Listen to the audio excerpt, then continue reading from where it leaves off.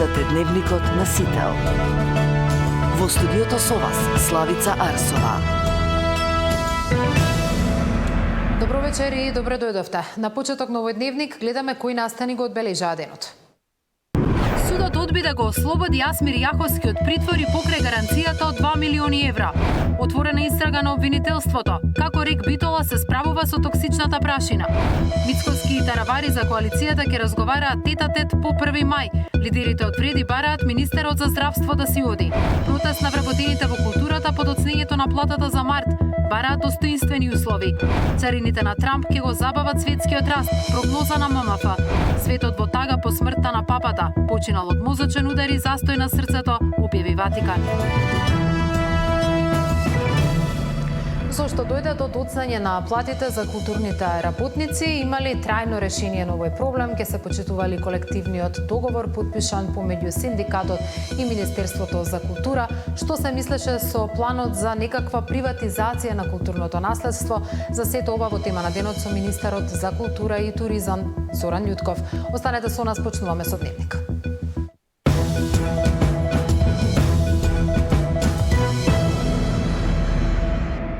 Судот одби да го ослободи Јасмир Јаховски од притвор и покрај понудената гаранција од над 2 милиони евра. Ова е редок случај во кој судот одлучува спротивно на мислењето на јавното обвинителство, па и на одбраната. Тие имаат право на жалба до кривичниот совет на Скопскиот кривичен суд на одлуката на судот и покрај понудената гаранција да определи мерка притвор од 30 дена. Судот оценил дека тој се уште може да влијае на истрагата која не е завршена. Детали во продолжение. Судот одлучи ниту 2 милиони евра нема да го спасат Јаховски од притвор. Кривичниот совет при Кривичниот суд во Скопје го одби предлогот на Јаховски како неоснован и покрај позитивното мислење на јавните обвинители дека собственикот на Пуцко Петрол и синот на пратеникот на Дуи не може да влијае на истрагата за која е осумничен за перење пари при набавка на мазут за потребите на ТЕЦ Неготино. Имено судот, ценејќи ги сите околности поврзани со истрагата и покрај даденото позитивно мислење на јавниот обвинител, смета дека во овој момент се уште постојат околностите за постоење на определената мерка притвор, односно околности кои кажуваат дека може да ја попречи истрагата со влијание на сведоците, како и дека може да сокрие, фалсификува или уништи траги на кривичното дело, од причина што истражната постапка се уште е во тек и се уште се преземаат други истражни действија за прибирање докази. Странките може да поднесат жалба на ваквата одлука во рок од 3 дена откако ќе го добијат решението на нивната адреса. Јаховски заврши во шутка на 14 март, заедно со директорот на РКМ Радко Капушевски. Двајцата се осумничени за оштетување на државниот буџет за 167 милиони евра при набавка на мазут за потребите на ТЕЦ Неготино. Меѓу осумничените во овој случај е и екс-директорот на СМ Васко Ковачевски, кој во моментов е недостапен за органите на прогонот. Габриела Лескова, Сител телевизија. Битолското јавно обвинителство отвори истрага за токсичната прашина од Рек Битола. Побројните реакции во јавноста и фотографии на социјалните мрежи кои покажуваа голем облак прашина околу Рек Битола, обвинителството отвори предмет за испитување на начинот на кој се депонира пепелта. Извршен бил инспекцијски надзор кој покажал дека таа не се депонира на соодветен начин, па при ветровито време се разнесува низ целиот град. Ветрот ја рашири токсичната пепел од Рек Битола, која треба да биде складирана во специјални касети и да се затрупа со земја. Граѓаните од околината загрижени алармираа со видеа и фотографии на социјалните мрежи. Битолското обвинителство отвори предмет. По наредба на обвинителите и инспектори од Инспекторатот за животна средина извршија вонредни инспекции, но оттаму не можат да споделат повеќе информации околу што било утврдено, бидејќи предметот се наоѓа во предистражна постапка, велат за Сител. Документите и извештаите ќе бидат доставени до обвинителството, кое ќе треба да утврди дали има основ за кривично гонење. Надзорот беше извршен и беа утврдени определени недостатоци во однос на мерките за спречување и намалување на емисијата на прашина пепел на одлагалиштето за пепел, поради што Државниот инспекторат за животна средина наложил на Рек Битола да ги отстрани утврдените недостатоци и да достави резултати од извршените мерења на амбиенталниот воздух на одлагалиштето за пепел во рок од 30 дена од извршениот надзор, соопшти од обвинителството. Екоактивистите од Битола велат дека станува збор за децениски проблем. Ситуацијата е катастрофална во Пелагонискиот регион, а институциите и прогледуваат низ прсти на Рек Битола. Справувањето со токсичната пепел и под сите стандарди. Начинот на кој Рек Битола се справува со со пепелта од согорувањето на јагненот е апсолутно по сите стандарди и сосема не прописано, тоа не го кажувам јас, тоа го кажуваат сите релевантни инспекцијски надзори, ако некој ги направил или некој кој малку повеќе познава проблематиката. Несоодветното справување со заштита на животната средина, особено со отпепелувањето на комбинатот го чини Пелагонискиот регион доста зголемен број на смртни случаи. Рек Битола веќе работи на отстранување на пепелта која не е соодветно депонирана, а до крајот на април имаат обврска да извршат и мерење на амбиенталниот воздух на локацијата каде што се складира пепелта. Тамара Дичевска, Сител телевизија. Заврши доказната постапка на повтореното судење за модуларната болница во Тетово. Веќе на следното рочиште на 12 мај ќе бидат дадени завршните зборови на обвинетите. Судењето за пожарот во Тетовската модуларна болница влезе во завршница. На денешното рочиште беа презентирани последните докази, па за средината на идниот месец закажани се завршни зборови.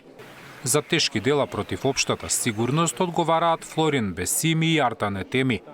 На двајцата поранешни директори на болницата им се суди повторпат, откако лани повисокиот суд го врати предметот на ново судење. Одбраната појаснува дека со судењето не се бара одговорност за настанувањето на пожарот, туку за последиците кои ги предизвикал.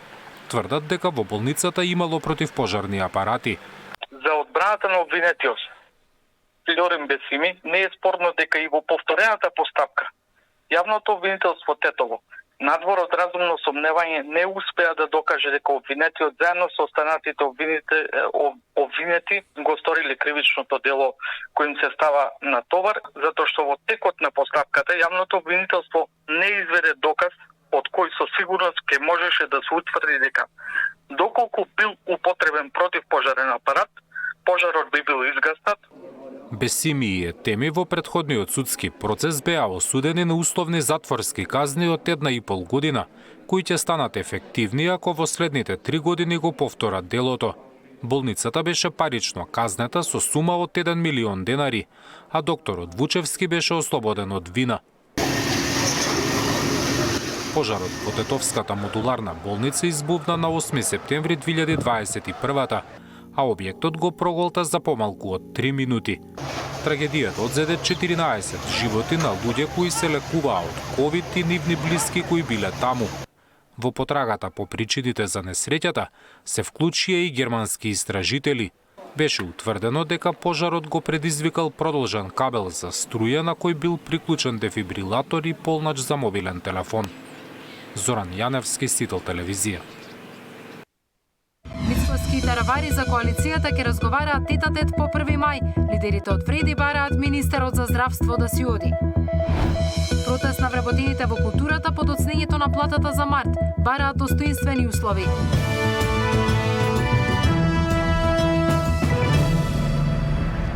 Се понеизвестно станува понатамошното учество на Арбен Таравари во владата, откако вчера во тема на денот неговиот досегашен коалицијски партнер Изет Меджити порача дека не му е местото во овој владин состав.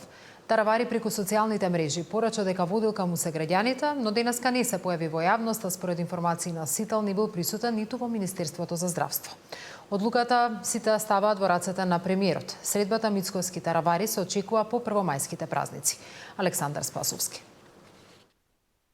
По 1 мај Мицкоски и Таравари ќе седнат на заедничка средба од која веројатно ќе зависи и столчето на Таравари во владиниот кабинет. Информацијата ја потврди владината прес-служба без повеќе детали. Неофицијално високи владини извори за Сител потврдуваат дека внимателно се следи развојот на настаните и во моментов не е исклучена ниту една опција. Турбуленциите од коалицијата Вреди се преселија и во новата влада, откако Таравари се реши на локалните избори да истрча сам.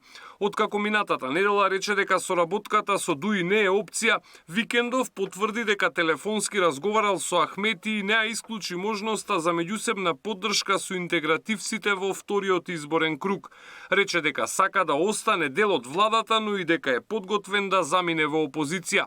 Вице-премиерот Меджити вчера во тема на денот јавно побара од премиерот да го смени Таравари, а од Вреди денеска му порачаа дека надвор од коалицијата тој нема легитимитет. Ги добивме тие гласа, 107.000 гласа, за да ги представиме албанците и другите граѓани во ова влада и било кој да се отцепи од оваа коалиција, ја нема поддршката на овие 107.000 гласови. Третиот владин партнер Знам денеска не сакаше да го коментира однесувањето на таравари. Тоа е внатрешно прашање на коалицијата Вреди, а нивното останување, значи останувањето на партијата на господинот Таравари зависи од ставот на премиерот. Арбен Таравари е рекордер по политички прелети во поновата македонска историја.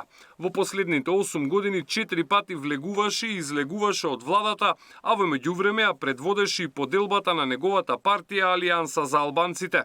Во моментов контролира 5 пратеници во собранието со кои нема капацитет да влијае на владеачкото мнозинство. Александар Спасовски, Сител телевизија. Траат преговори меѓу Знам и ВМРО-ДПМН за меѓусебна поддршка за градоначалници, додека партијата на Максим Димитриевски планира самостоен настап со кандидати за советници. Од Знам денеска најавија засилени активности во пресрет на изборите на есен.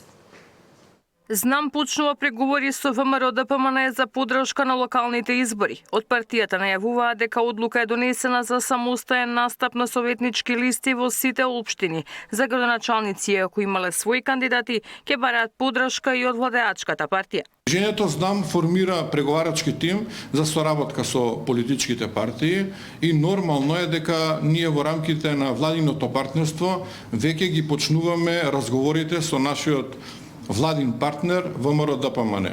Во делот за настапот на локалните избори, партиското раководство размислува за самостоен настап на ниво на советнички листи, а во делот на соработка, значи за изборот за градоначалници на општините, размислуваме за соработка и взаемна поддршка со ВМРО-ДПМН. Последните 60 дена партиското раководство преку 4 каравани најавуваат средби со членството, за да ги слушнат нивните предлози за имињата со кои влегуваат во изборната трка.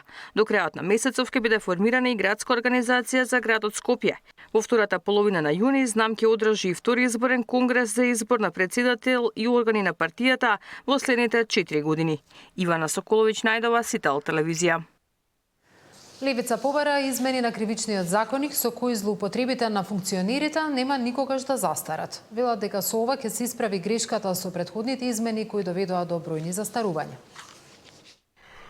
Овие измени кои денес ги предлагаме предвидуваат отпор кон интересите на корумпираната елита. Имено со измените предлагаме застарувањето на делата да биде дуплирано, па така оние кои треба да бидат стигнати со правдата, независно во моментот кога ќе биде откриен кривичниот чин, да бидат процесирани на вистински начин и правдата да биде задоволена. Од друга страна предлагаме и додавање на кривични дела во категоријата на дела кои не застаруваат, а тие се однесуваат на економскиот криминал и злоупотреба на службената положба. Единство меѓу власта и опозицијата за Европската унија и реформите е еден од клучните предуслови за напредок. Хрватскиот преговарач за членство денес им ги пренесе искуствата на Хрватска на патот кон членство на македонските пратеници. Катерина Нешкова. За да се стане дел од европското семејство, потребно е да постои погоден момент и волја за проширување во самата Европска унија. Потоа потребни се и реформи, но најнеопходен услов за остварување на оваа цел е политички консензус за членство во државата кандидат. Ова искуство го принесе главниот преговарач на Хрватска со Брисел на македонските пратеници, како начин побрзо да се стигне до преговори и полноправно членство. Европската унија беше спремна да ја прифати Хрватска во еден процес заснован на заслуги. Тоа беше добар чекор и имаше добар моментум на спроведување. Причината број 2 е дека имавме добар преговарачки тим кој што остана не променет уште од самиот почеток до спасе до крајот на процесот. А причината број 1, најважната е националниот консенсус. Започнувајќи со политичкото единство, а ова политичко единство не се однесуваше само за преговорите и за пристапот. 2030 година е веднаш за даголот. Не е многу далеко, така да има огромна работа која што треба да се спроведе, меѓутоа ова е изводливо. Иако се за политички консензус од власта коментираат дека патот кон ЕУ бил обременет и со идентитетски прашања, но и дека во самата Унија не постои единствена волја за проширување. Евроинтеграциите треба да бидат темата што ги обединува линиите на сите политички субјекти, бидејќи тоа е државен проект кој бара широк консензус и заедничка волја. Се докажа дека вистинските предизвици за нас во овој процес никогаш не биле реформските прашања, туку за жал идентитетските прашања.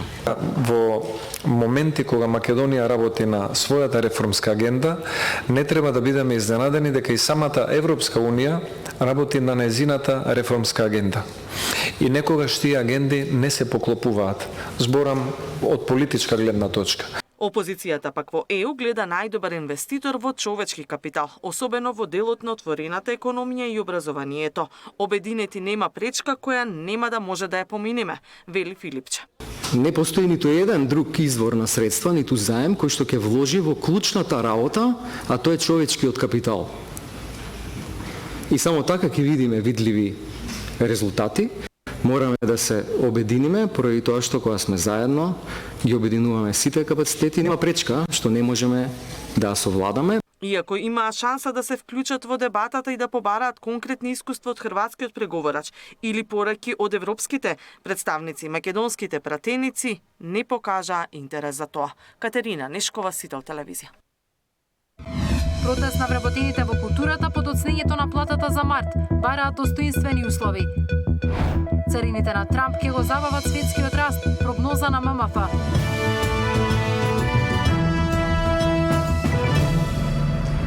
Вработените во културата излегоа на протестен совет пред Министерството за култура. 3000 лица останаа без плата за месец март поради неусогласени пресметки со финансии. Работниците побараа да се почитува колективниот договор, но и да се обезбедат достоинствени услови за работа. Културните работници кои се уште немаат земено плата за март, денеска излегоа на протест пред Министерството за култура. Својот револт го искажаа со гласна музика, свирчење и извици.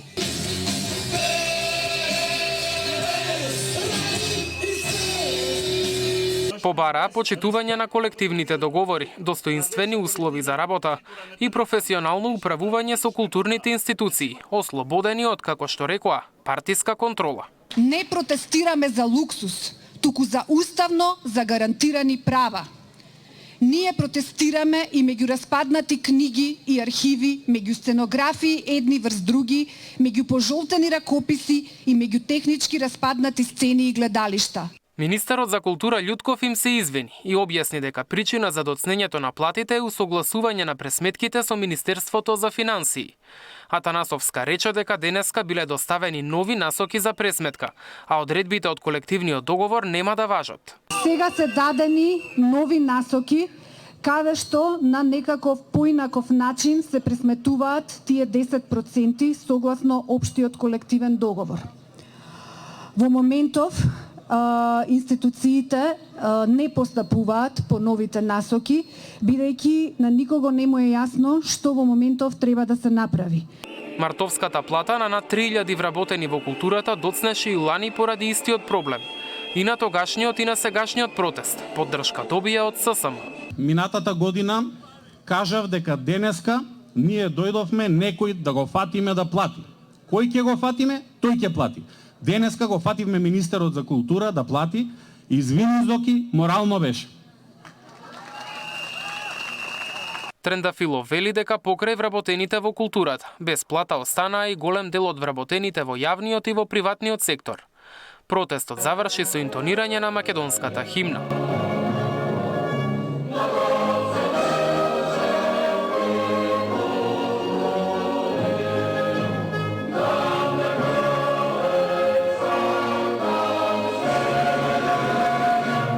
Живее Македонија!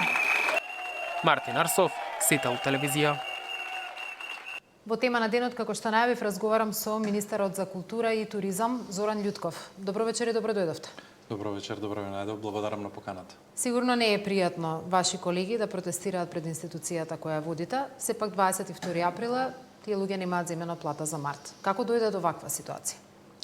навистина не е пријатно и од тие причини им се извинив на сите вработени, на сите колеги за тоа што се случи, но морам да кажам дека ова еднаш мораше да се реши.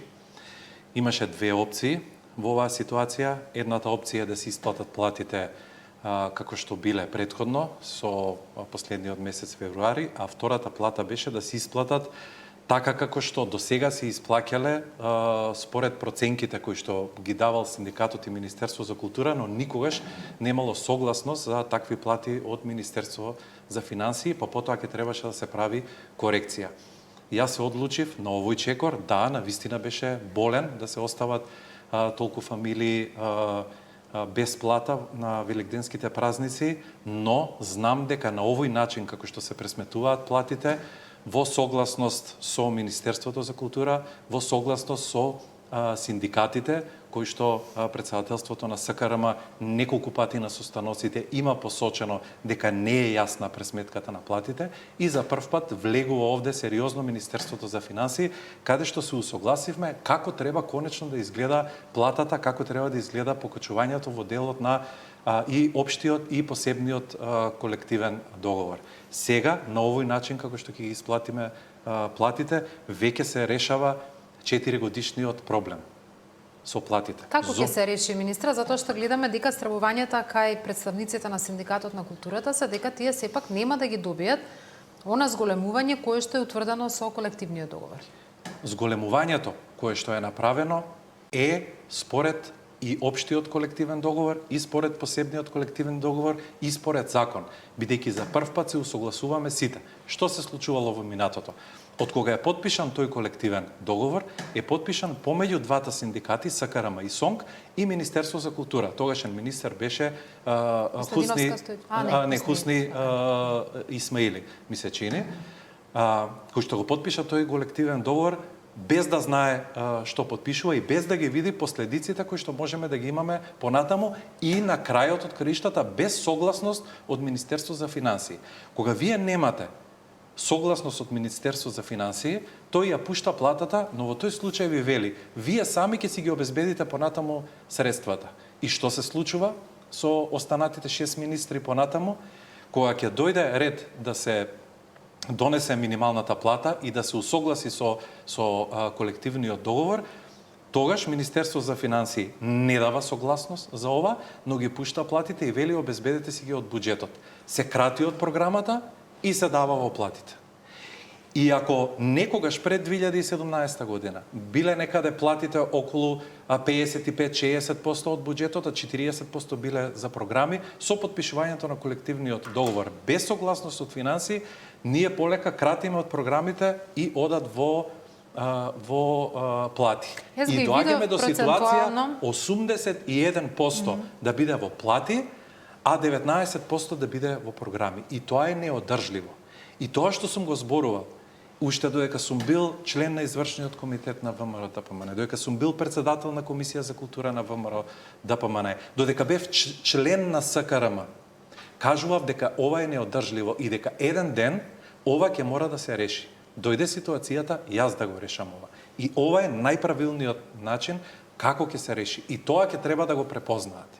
И навистина ми е жал ако не ја препознаат мојата тенденција да ги решам конечно работите, бидејќи ја знам ситуацијата и од внатре од институција, а ја знам ситуацијата и сега како министер за култура и туризм. Ако може вака да појасниме, од каде сега ќе дојдат тие пари за зголемени плати, ако велите дека се наоѓа трајно решение и дека нема повторно да биде на сметка на кратење од самите програми и од оно што треба да биде дејност на Министерството за култура да ја поттикнува и развива културата во Македонија? Бидејќи досега се што се случувало, секое исплаќање можеме да видиме дека било незаконски. Јас не велам дека не е добар колективниот договор. Сум го поддржал и во опозиција колективниот договор. Но мора, ако немате вие согласност од Министерство за финансии, вие не можете понатаму да функционирате. Начинот е на пресметката во платата во однос на минималната плата, бидејќи овдека се случува да се зима и по во 23-та година по општиот колективен договор, а во 24-та година и по посебниот колективен договор. Сега во 25-та година треба да се земе по еден.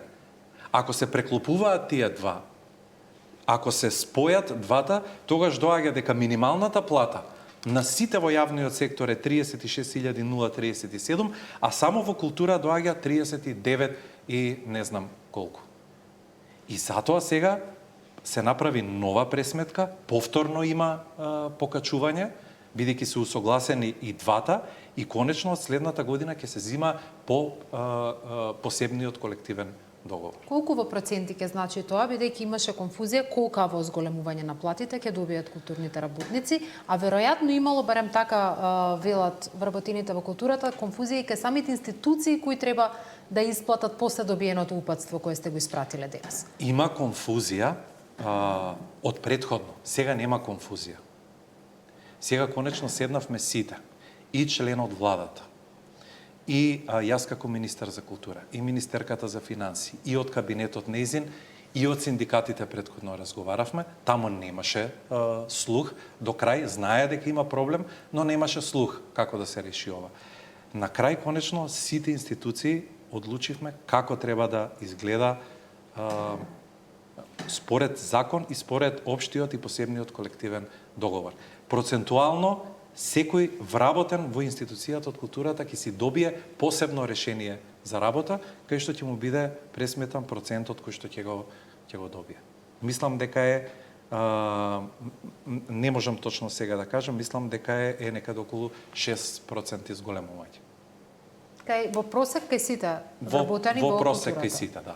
Мислам дека очекувањата беа околу 8,5 дека треба да добијат сега, но видете, ако одевме по едниот колективен договор, тоа што требаше да се намали платата. Ако одиме по другиот, требаше да се качи 8%. И сега кога се усогласија двата, покачувањето дојде 6%. Сега и се реши проблемот со пресметувањето на минималната плата. Затоа што кај секого во јавниот сектор мора да биде 36.037, буквално кај сите, а не кај некој да биде 36.037, а само кај одредени луѓе 39 и нешто.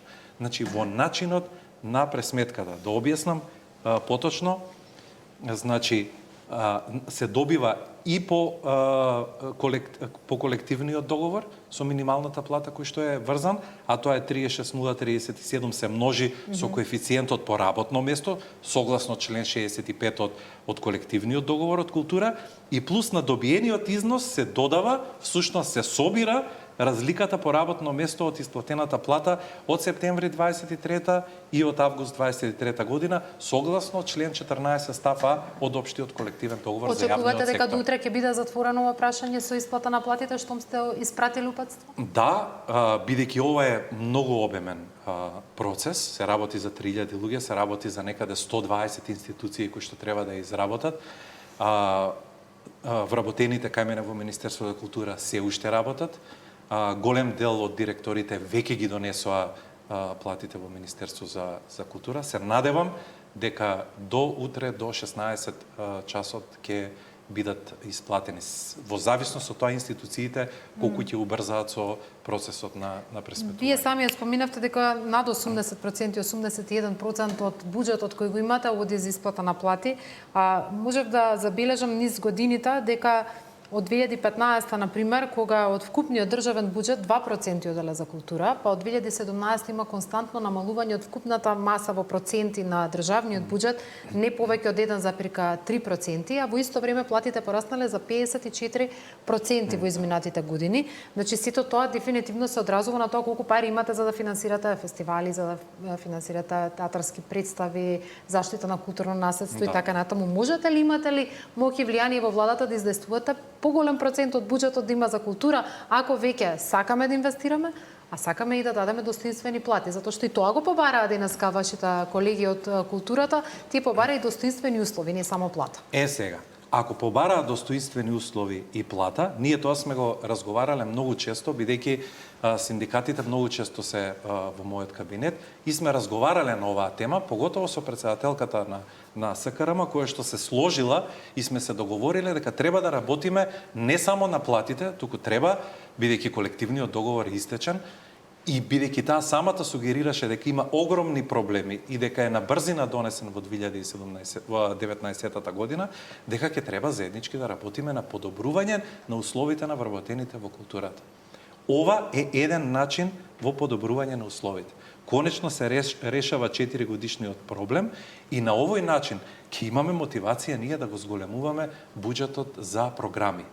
Само да подсетам дека и треба да им биде јасно, иако го знаат тоа, но денеска ми беше навистина непријатно да слушнам неколку работи на протестот, што се кажа во негативен контекст, а знаат дека се случи тоа, дека во 24 година, само што станав министер, на ребаланс на буџетот се додадоа 250 милиони за да се исплатат платите кои што биле незаконски доделени, и плюс не се скрати за прв пат буџетот за продукција и за капитални инвестиции. И во 25-та година, понатамо, оваа година во буџетот во некои институции ги зголемивме програмите за скоро 40%.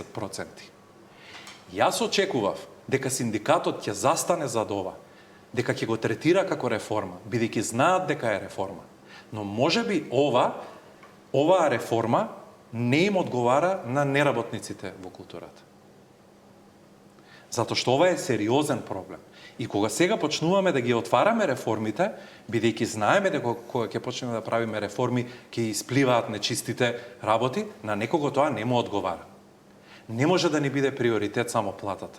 Јас доаѓам од тој сектор. Јас сакам кога ќе се вратам назад од министерската позиција, кога ќе се вратам како актер, сакам да ми биде удобно, сакам да имам достоинствена плата и достоинствени услови за работа. Ма веројатно сакате и да играте во представи како актер. Точно. Не знам сега, јас ја проверував листата на представи, гледам дека некои актери од, например, во еден известен театар од 40 актери кои работат, по една представа овој месец има 20. Па тоа ни го донесе. Сакаме да гледаме и ние како публика и патем, мислам сега јас како да речем уживател во културата ќе коментирам. Сакаме да гледаме квалитетно, подготвени сме да платиме карти за да гледаме, патем ние го плаќаме платата на актерите и подобри услови плаќаме од нашите даноци да има. Истовремено имаме изголемување на цените на картите, изголемување на платите на актерите, а немаме изголемување на продукцијата. Мене тоа како гледач не ми е логично. Па тоа е суштината. И јас за тоа сакам да отворам диалог со синдикатите, да се занимаваме малку со тој процес, да помогнат и малку во другите реформи.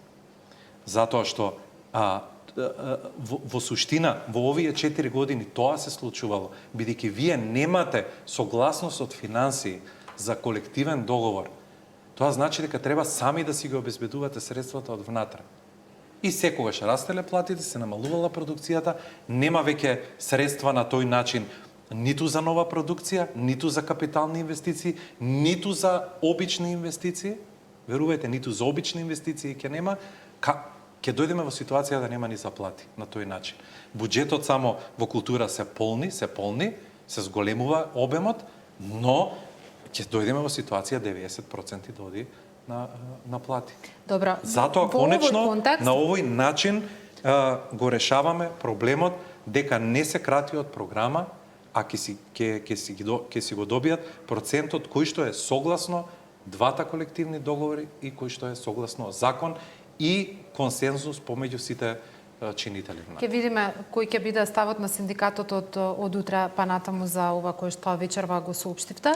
Ако се зборува за тоа дека е тешко да се менаџираат потребите, желбите и плановите, веројатно од тој аспект не е изненадување, се слушна изјава дека размислувате за некакво јавно-приватно партнерство кога станува збор за заживување и заштита на културното наследство. Меѓутоа во најблага форма ќе речам изјавата која што ја слушнавме и во која рековте да го дадеме културното наследство на приватниот сектор, да може да прави бизнис со него, во најблага форма речено, беше чудна. Што сакавте да кажете, како ќе дадеме културно наследство да се прави бизнис од него? Видете, приватните јавни партнерства се модели кои што постојат во закон уште од 2004 година. Во Законот за заштита на културно наследство овој модел, ја што го кажав, постои. Но немал капацитет никој досега да го реализира. Дали не сакал или немал капацитет е друго прашање. Но ова ја што го зборувам, во моделите за јавно-приватно партнерство, главно се однесува изградба на инфраструктура, патишта, отварање на нови сувенирници, кафетерии, ресторани, книжари, значи придружни објекти кои што ќе ги стопанисува приватниот сектор, но тој не влегува во зоните на заштитеното културно наследство. Значи тоа е придружна програма која што ќе ни помогне приватниот сектор за да може подобро да се презентира културното наследство. Нешто што беше укинато во последниве 7 години. Нашето културно наследство беше во темница, со страшна вегетација. Вие не знаете во какви ситуации сум се наоѓал како министер кога ги посетувам. Стибера, па сега почна да се работи. Скупи, Баргала, Скопското кале е затворено 7 години. Имате израсната вегетација, нема пристап. Добро, тоа треба државата да направи ништо за да не биде државата, така. Тие кои што ме обвинуваат дека ќе сум правел бизнис, веројатно го имаат прочитано само насловот, бидејќи тоа ги интересира, трач темите, ќе го видат насловот. Ако прочитале малце подобро, ќе биле свесни дека ова што го зборувам јас е содржано во закон. Постои и начин на концесија, значи давање на користење на културното наследство, но тоа е сосема друга тема, која што би требало да биде чекор понатаму по примерот на многуте европски земји, како го чуваат културното наследство. Но не можеме ли ние сами тоа да го направиме без јавно-приватно партнерство? Затоа што очигледно дека постои еден страв кај јавноста дека секогаш ќе недостасува контрола, како во сите сектори, така и во културата, како што ми се случиле трагедии затоа што возила не сме проверували или дискотеки и така натаму, така и во делот на културното наследство гледаме што се случува со Охрид, УНЕСКО, Калето, старата Скопска чарша, една дивоградба порта никна оваа година. Значи, може да се случат злоупотреби, ние немаме институционален капацитет секогаш да превенираме, а многу тешко санираме последици. Од тој аспект нели можеме сувенирници, патишта и тие придружни објекти да ги изградиме како држава? Па мислам дека не е добра идејата од причина што ние зборуваме секогаш во културата да ја вклучиме и приватниот сектор и независната сцена. Ако влеземе партнерски во овој дел, ги разграничуваме работите. Што е она што тие ќе го направат како приватни субјекти, а тоа е во делот на презентирање на културното наследство, во делот на патната инфраструктура, осветлување, чистење на просторот и така натаму. А ние, како држава, ќе се занимаваме со инспекцијскиот надзор, во нови археолошки истражувања, конзервација, реставрација, таму каде што сме, пак ние како држава стручни, за да не го обременуваме буџетот со премногу вработувања и во тој дел и да немаме контрола. Значи, за нас ќе биде многу важно да го контролираме приватниот субјект, што ќе прави во делот на културното наследство. Надвор од него пак ќе потенцирам. Значи, тој не влегува внатре, како што спинува СДСМ и Левица, дека Љутков ќе прави бизнис, ќе го продава културното наследство, па ќе сум го продавал и на странци, за да можеле профит да прават од него. Не, тоа го правеа тие претходно. Затоа што нашето културно наследство е останато во мрак. Ние немаме што да презентираме. Како ќе го презентирате ако тоа е неисчистено? Ако не е заштитено? Добро, треба го изчистиме. Еве ќе ви кажам еден пример, а тоа е Завод и музеј Охрид. Едно од првите посети ми беше одењето во Охрид. Заливот на Коските или на Колната населба, па не беше одржувана со години. А имате туристи по 10, по 15 автобуси на ден. Не беа направени прскалките за вода. Не беше искосена тревата. Тоа е таму распаднато. И имаме сега директор, кој што го назначи веднаш кога дојдов на позицијата министер за култура, кој што за 2 месеци ја заврши целата работа. И сега, зошто покрај тој објект ние да отвараме како завод, да отвараме кафетерија или не знам, баш кај не сум сигурен дали и по закон можеме да отвараме, но велиме дека простор покрај тоа заштитено добро, да можеме да му го дадеме на приватниот сектор. На тој начин го помагаме и него, во тој начин и ние си ја подобруваме презентацијата. И третата работа што е многу важна, приватниот сектор влегува и со тур операторите. Тие ќе го презентираат нашето културно наследство ќе влезе на мапата преку културни рути и мапи, кои што ги имаме. Пред неколку дена имавме и дебата во однос на настан во однос на културните рути, каде што заедно со туроператорите или луѓето кои што се занимаваат со туризам, треба да направиме приватно-јавно партнерство за општото добро. Бенефит од ова ќе има само државата.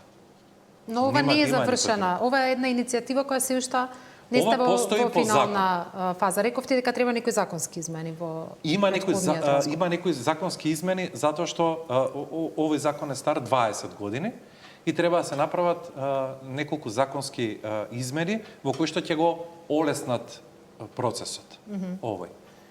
И се разбира дека понатаму се ќе биде строго контролирано и пак ќе потсетам, од тие причини е внесен туризмот заедно во културата, бидејќи заедно ќе го презентираме нашето културно наследство. Секој сака да дојде во Македонија и да види што поседуваме, а поседуваме многу. Верувајте, вардарски рит е запоставен, а тој ни е многу важен во делот на транзитниот туризам.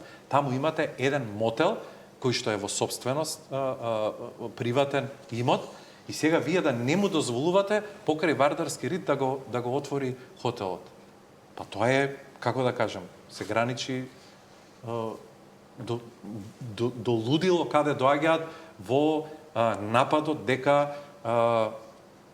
јас ќе го продавам културното наследство. Мислам дека тоа е навистина непријатно. Но разбирам, бидејќи од ова немаше осуда од стручната фела, туку имаше осуда од политичките партии, што впрочем значи дека го користат за политички цели да се нападне министер. Зоран Љутков, во тема на денот, ви благодарам за гостувањето. Благодарам за поканата. Времето од дневникот е при крај. Пред крајот повикувам да ги погледнеме подготовките кои што се случуваат во Ватикан за погребот на папата Франциск. Римокатоличкиот поглавар почина од мозочен удар по кој паднал во кома, а срцето запрело да откуцува. Ватикан го објави лекарскиот извештај на докторот Андреа Аркангели, кој утврдил дека 88-годишниот понтив паднал во кома пред неговата смрт вчера, рано утрината, во својот апартман во Ватикан. Папата во 2 наврати се бореше со тешка пневмонија, од болница излезе пред околу 1 месец. Светата столица објави видео од телото на Франциск во отворен ковчег, а по неговата желба, телото така ќе биде изложено меѓу верниците во следните денови. Папата во 2022 оставил тестамент во кој побарал да биде погребан во храмот на Пресвета Богородица и во едноставен дрвен ковчег, нетипично за традицијата на папските погребенија.